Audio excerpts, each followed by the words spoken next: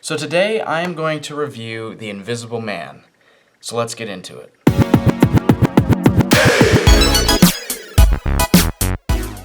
Hello folks, and welcome back to another video. So The Invisible Man is a film directed by Leigh Whannell, and it stars Elisabeth Moss, who plays this woman who is in a relationship with this scientist slash tech expert, and we learn that this relationship she is in is very abusive. So she decides one night, in the middle of the night, to leave him, and she is able to do so successfully.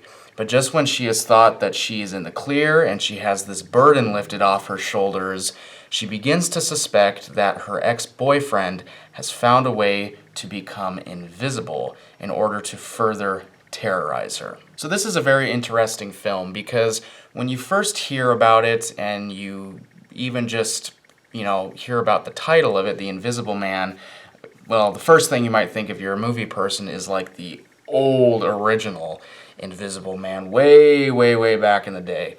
But nowadays, the idea of a movie about an invisible man kind of sounds ridiculous. But for a lot of people, when the trailer for this movie came out, they were pretty intrigued, especially when they found out that this movie would be starring Elisabeth Moss and that this movie would be written and directed by the guy who did Upgrade, which was a better version of the movie Venom. If you haven't seen Upgrade, I strongly recommend it. It's very, very good. It's like if the movie Venom was actually really good. I highly recommend it. It is very good. But as for The Invisible Man, even when I saw the trailer, I remember seeing it in the movie theater for the first time, I was still kind of questioning it a little bit. I wasn't sure how this movie would be executed, how the idea would be executed, if it would be a little too cheesy, if it wouldn't. I'm always unsure, but I was very hopeful when I saw that Elisabeth Moss would be the lead because I think she's a great actress. She's done great stuff, mainly TV. She was in Mad Men a while back, and of course she's in The Handmaid's Tale, which is a pretty big one. And I think she's been in a few other indie films, but needless to say, I was very hopeful when I saw that she would be the lead. And based on the trailers, I kind of suspected that this movie would lean a little bit more towards the horror genre. But after watching the movie, I feel a little differently. I don't feel like it's as much of a horror movie as I was going into it expecting it to be, and I don't think that's too. I don't think the blame necessarily belongs to the trailers because I feel like the trailers, even though I feel like they did kind of market it as a bit more of a horror film than anything, I feel like I don't feel like they were misleading in any way. So I think I was just maybe hoping it would be a horror movie. But I still wasn't disappointed by it whatsoever. So just like in my last review of Jojo Rabbit, I'm first going to address some of my criticisms with the film, and then I'm going to go into the things that I thought were strong aspects of the movie. So first, talking about the bad, and again I use the word bad lightly because I actually really enjoyed The Invisible Man, and there aren't many things to talk about in this category, but if you've seen other people review this film, you probably know that one of the more common denominators when it comes to criticisms of The Invisible Man is the logical errors. Now, for me, after watching this film, I didn't really notice a lot of logical errors. I feel like there was just one, and I guess you would consider it a logical error, but I actually went and saw this movie with my mom, and she brought this up to me. I didn't really even think about it while I was watching it. I'll discuss more in detail what this logical error is at the end of this video after I give my grade if you haven't seen it, because I feel like it could kind of be a spoiler, so I don't want to mention it now. Other than the logical error, there's really only one other criticism I have for this movie. I do feel like there are some pacing issues with this movie. For the most part, I feel like it does move along pretty briskly, and it keeps things interesting, and it keeps things moving. But I feel like there were certain parts of this movie where things did kind of slow down a little bit and got a little anticlimactic at certain points. I guess you kind of started to feel the runtime a little bit more at certain parts. But I feel like for the most part, this movie does keep you interested. And even when it gets kind of slow, it finds a way to hook you back in and keep you, I guess it finds a way to re-engage you, I should say.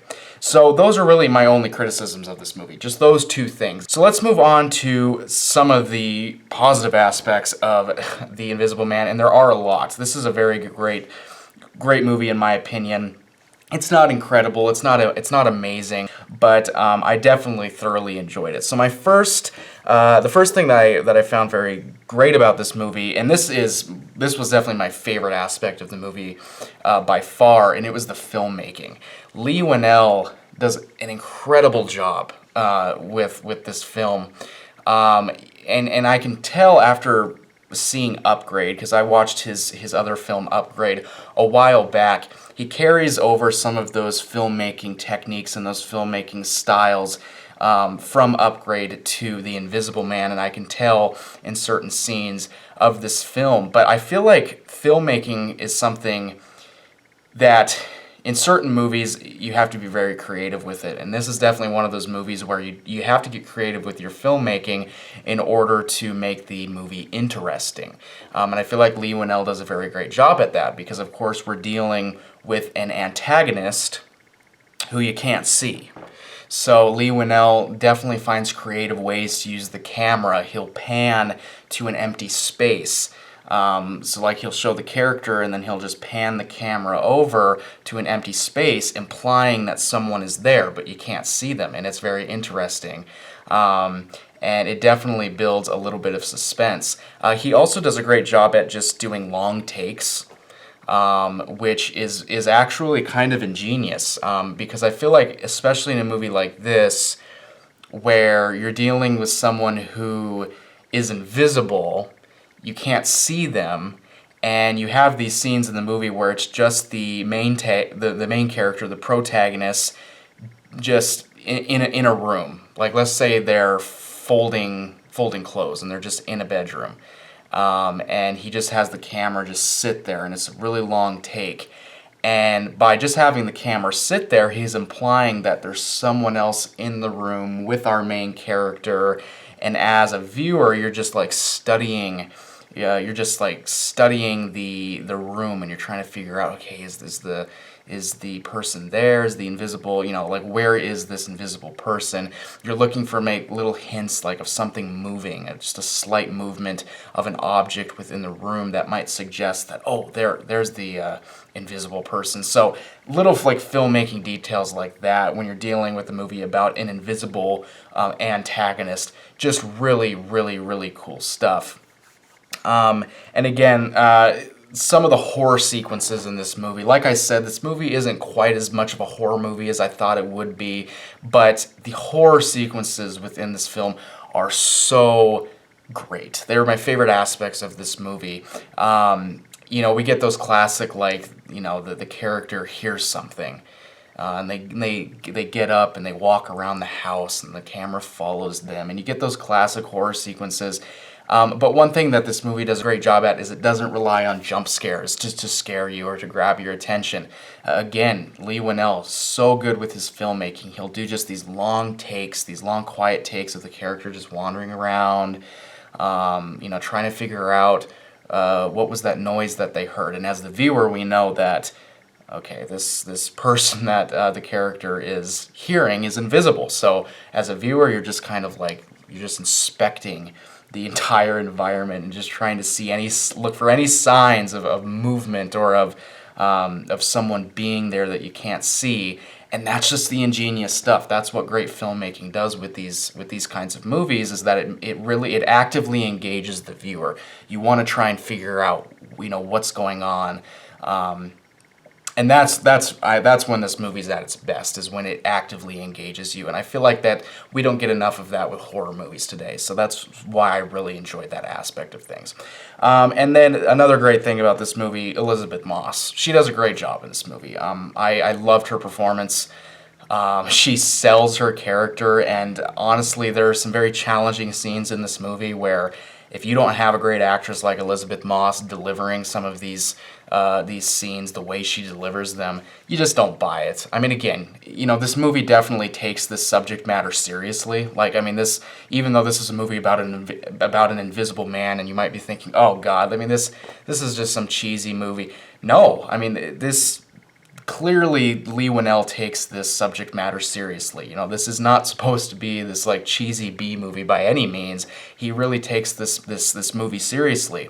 So if you're gonna do that, you need an actor or an actress in this case who can sell some of these scenes, sell some of these emotions and some of these lines of dialogue. And Elizabeth Moss does that great. I want to see her in more stuff. And in more really good movies like this. I really want to see that.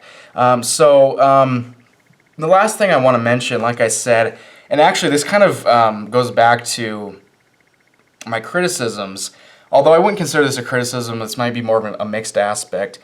I talked about how much I love the horror sequences within this movie and how they actively engage you as the viewer. Those horror sequences, like I said, they were my favorite parts of this movie. They were the best parts of this movie.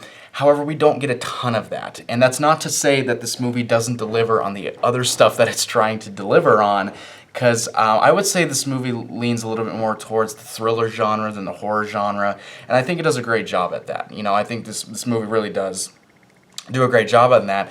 But it just kind of left me wanting more horror. Like I feel like, you know, with how great the filmmaking was in these horror scenes, it just left me wanting a little bit more horror. So, you know, for what this movie was, I thought it was great.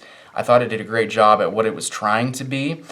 This movie has also almost made me wanting to see Leigh Whannell do more horror movies. So that's why I'm not criticizing the movie for this, because I mean, this is what Leigh Whannell wanted this movie to be, but I would love to see this guy do more horror movies. I think he is just great, and I think his filmmaking style would really translate very well over to horror. Alright, so other than one like logical error and some pacing issues within this movie, The Invisible Man is a very great time, and if you haven't gone out and seen it yet, it's in theaters right now. I highly recommend that you go out and see it. I'm going to give The Invisible Man a B+. It was a very great time.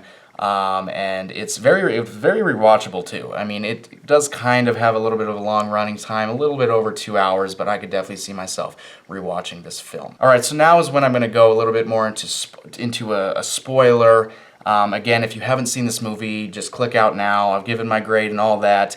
Remember to subscribe if you haven't, and hit that thumbs up if you enjoyed this video. Also, just share my channel out there a little bit. If you enjoy this channel and you know people who might enjoy this channel, then get my name out there, Nathan Talks Movies, and tell other people about my channel. But yeah, if you haven't seen this movie, click out right now, because I'm going to go into a spoiler detail. So like I said, one issue that I had, or one of the only two issues I had with this movie, was a logical error. And again, I didn't even think about this until my mom brought it up to me, and that just goes to show that this particular logical error didn't really take away from this movie for me. But we find out that this Invisible Man is very strong. Like, we get a lot of scenes of like combat of this Invisible Man, you know, beating up and attacking people, and they obviously can't see him, and we get that. I mean, it's hard to defend yourself against something that you can't see. But one logical error I had with this movie is that, I mean, this is just supposed to be a normal guy that knows how to make himself invisible. I mean, he's this like scientist / tech expert. He knows how to make himself invisible, but for some reason he seems to have like super strength, because he can throw people across tables. There's this one scene in particular where he attacks Elizabeth Moss's character for the first time, and he literally grabs her by the throat, he picks her up, and then he like throws her across a table. And it's like, who can do that? I mean, like, this isn't supposed to be like some superhero. It's not like this invisible cloak gives him the ability to it gives him super strength. It's not like this invisible cloak gives him that ability. So it just seems a little bit strange that this normal guy who figures out a way to make himself invisible suddenly has like these combat skills and this like superhuman strength, and he's able to like take out multiple cops.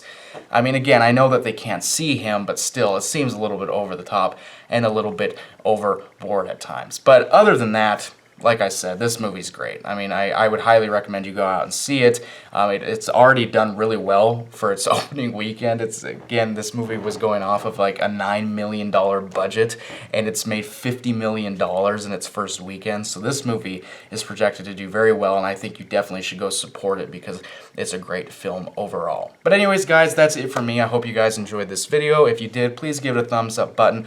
Also press that red subscribe button if you haven't already, and hit that notification bell button if you want to be notified about any of my new uploads. Anyways, guys, that's it for me. I hope you enjoyed. I will see you guys in the next video, and remember, keep talking about movies.